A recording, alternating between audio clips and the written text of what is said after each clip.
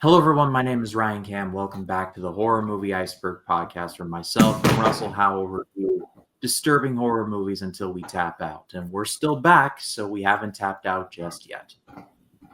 Yeah, they're getting worse. I mean, for sure. I mean, where we're at now, they're getting worse. But yeah, it takes a lot for me to really want to say I quit. We're in the midst of our retrospective on the Wreck and Quarantine movies. We covered the first Wreck movie a couple weeks back. We both greatly enjoyed it. And now it is time for the sequel, Wreck 2, or Wreck Squared, as it is styled. Wreck 2. This was directed by Wami Belaguaro and Paco Plaza, who directed the original Wreck. And the movie picks up, almost immediately after the first one ends. There is a team of SWAT guys who have to go in and see what all is going on in the very same building that we left the first Wreck movie. There is an expert with them who seems to know a little bit more about what's going on than he's letting on, and chaos ensues from there. Yeah, I mean, I was in for the first half, and then obviously right about the half-hour mark is when half hour, 40 minutes ish is where it really goes downhill. Just their choice. I mean, just the whole, I'm not going to ruin it, but they bring somebody back and it's just like, yeah, I thought I was kind of excited, but then the way that it went, the way they brought it back, and I just thought it was cheesy. And the thing that really annoyed me, like I talked to you off screen about, was the fact that with the battery of the cameras going dead, they have to introduce another set of characters. I thought that was really annoying, especially the kids that sneak in from underground. I think it was absolutely, completely unnecessary. You didn't need that at all. And the thing that bothers me the most is if this place is getting quarantined, how there's so many people in there? Yeah, it's not a thing where it's like, okay, suspend disbelief. These are active things of okay, how in any reality can this ever happen? This is supposed to be a cordoned off area. No one's getting in. And then sure enough, it's like people are somehow getting in. Yeah, like that one scene where they're all coming down the stairs. Where are all these people coming from? Well, how are all these people infected? I thought we killed a bunch of people in the first film. How are these people still alive? There's good things here, though. I don't want to be too harsh. There are good things here.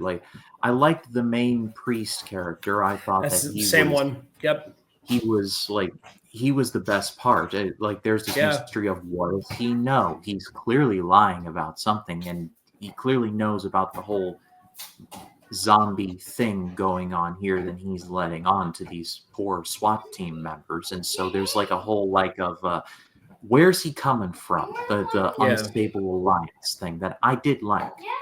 Yeah, no, and I appreciate the fact I did like the priest character. I thought that was really cool.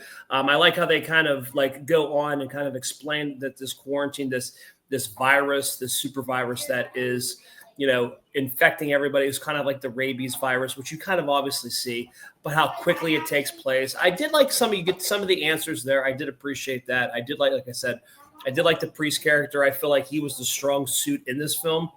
But then the other thing that I really was annoyed about, and tell me if I'm wrong, and if you were kind of confused too, how many different ways are we supposed to get this blood that we're trying to find this? I thought there was only one way. It's done. Okay, so it's done. Oh, but wait, we can still do this. We can still get the blood, but you destroyed the tube with the blood in it. I don't understand what you know what I mean? I was trying to wrestle around with that. Obviously, the blood is obviously of the first girl. It's not a spoiler because she's introduced in the first film. It's the girl that you see the pictures on the wall. She is the one that was possessed and who's pretty much the origin of this virus originated with her. They need to obviously get her blood in order to get pretty much a vaccine or to obviously help cure the infection. So they need her blood, obviously. I thought that whole thing was crazy. It's well, how many different ways are you trying to get the blood? And if you can get blood extracted, how if like in different scenes or whatever, you could have gotten blood. Like it didn't. I mean, it's still fresh. Like you still could. Like Yeah. I don't. Yeah. It's not like there's no blood like around. Like literally, just be like, oh, here's some. Like get like a towel or something. There you go. Yeah. It's like it's just like path of least resistance. Much people like come on. It was one of those ones that really takes you out of the film. And then a lot of stuff in the second half of the film, like I said, with the introduction of the kids that sneak in, dumb choice. Like, why would you, if you know it's quarantine off, why would you want to do that? Especially when the girl was so resistant and she ends up going along with these guys. Like, that's just kind of crazy. And then there's my favorite, like one of the greatest like bad scenes in a movie ever, where through circumstances a firework gets stuck in this one girl's mouth, and you can clearly see her holding it in her mouth as she like moshes and runs around like she's Seth Rollins in 2012. I'm just sitting there like, you can spit it out. Yeah, she's the firework out. Yeah, she's not trying to get it dislodged from her throat. It's just one of those things where the you're.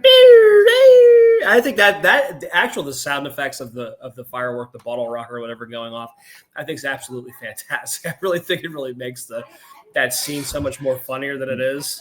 At the very least, your mouth would be severely burned, number one, and like number 100%. two, you would probably hurt your eardrums from the noise of it all. But just especially when it goes off like that, you think that would kill or damage like the head, and the head's still intact. It's like really, really weird. Like I said, there's just a lot of things that's clearly, honestly, that's the MVP moment of the film. Though, is the fireworks scene for sure. For all the wrong reasons. Yeah. And I think just in general, that's all that I really have to say on the matter. It just, I don't want to give it a horrid grade because there are some genuine moments of like, okay, that was actually pretty creepy, but they're almost exclusively in the first half. The second half is just all the bad stuff, and that's where the train officially derails. Well, I will give kudos to like I think we also called this out last time too. You could tell the movie was very, very cheaply made, but it's okay. The practical effects and some of the other stuff though, like when the one kid is the one that comes in with the two guys and the girl that come in, the one that obviously start lighting the blow up doll, the sex doll or whatever on the roof. When he comes in and he's possessed. Like the black eyes, the makeup, like you really believe that he's and that the priest is having that interaction with him about like where is he, basically trying to get just a feel of this demon, like what are the intentions of the demon, where is this demon from, like what was it trying to do, like what does it want. You can see like the practical effects of it is actually pretty cool. I like the makeup scene. Like, I mean, there's a lot of stuff on that actually looks really believable. Yeah. One thing I will say about these movies is that their budgets are very small, but they do make the zombies actually look like pretty scary looking. There's a scene where the priest like does like the In Nomine Patri Filii Spiritus Sancti, like an exorcism for lack of a better word. And like the SWAT team members like just like, what is this thing? There's like this like moment and then like get shoved into a closet. Like that whole part of it I thought was great. Yeah. But unfortunately it's just it's like a good idea that lasted for one movie, and then like half of one, and then it all just kind of fell apart. It's pretty forgettable. There's good stuff here. I'm not going to say there's not, but there's also just a lot of questionable stuff. Well, and then the fact that who comes back, I think, is really kind of far fetched.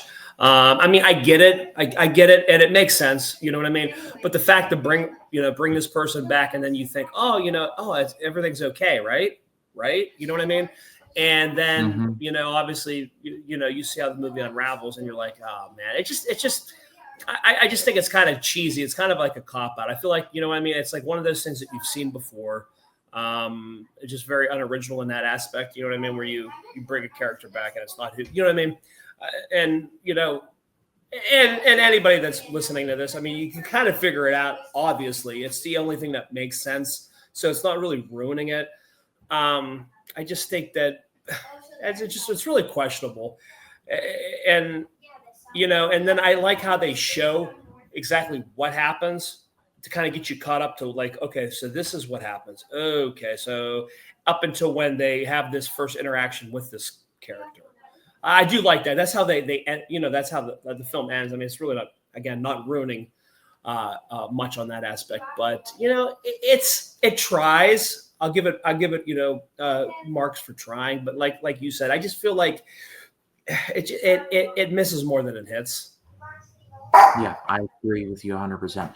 But I pass off to all of you. What did you think of Rec 2? Let us know in the comments. We'd love to read what you have to say. If you're watching, please like and subscribe. If you're listening, please give us a 5 stars and a subscribe on Spotify. We would greatly appreciate that. But it's a privilege to do this with you, Russell, every Friday. Tell the people where they can find you.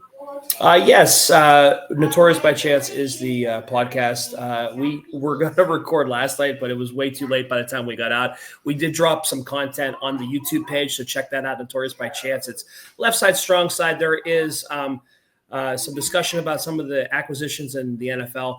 And we did all 32 franchises, and we did like the Mount Rushmore of all 32 football teams. I thought that was actually kind of cool. So check that one out.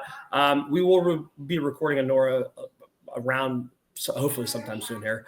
You guys can also find us at NBC Podcast, TikTok, X, all that fun stuff. And here talking about bad franchises for right now. We're in a little rut. I'm kind of like really scared about what's coming on, next year, because I think we still have a couple more of these films to go. So it's not going to get much better. 2 more Rec movies and 2 quarantine movies. Yeah. So we're not out of the woods just yet, but we are. We'll be out of it soon, and then afterwards we'll be just looking at the iceberg on my other screen here. We're going to be taking a look at the M. Night Shyamalan movie, The Visit, which is a far better movie in most, if not all, regards. 100%. A very underrated film for sure, I think. I agree. And then next Friday, we will be taking a look back at the 60s. We'll be doing Inherit the Wind and House of Usher. We'll be finally stepping into the realm of the Corman Poe movies, so stay tuned for all of that. But for Russell, my name is Ryan Cam. We will see you all in the next one. Y'all take care.